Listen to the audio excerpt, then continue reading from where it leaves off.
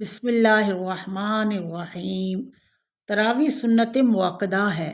موقدہ کا مطلب ہے تاکید کی گئی، جیسے فجر کی 2 سنتیں موقدہ ہیں۔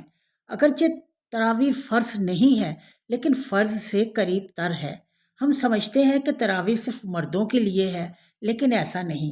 آج کے دور میں عافیت اور عزت اسی میں ہے کہ ہم خواتین گھر میں ہی اپنی اپنی تراویح پڑھیں، نہ کہ جماعت کی صورت میں گھر سے باہر جا کر۔ عشاء کی نماز کے بعد 2 نفل تراویح پڑھتی جائیں۔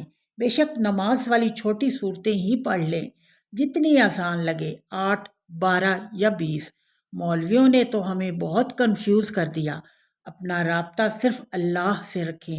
اے اللہ، میں تیری خوشنودی کے لیے اور اپنے اجر و ثواب کے لیے تراویح پڑھتی ہوں، تو اسے قبول فرما لے۔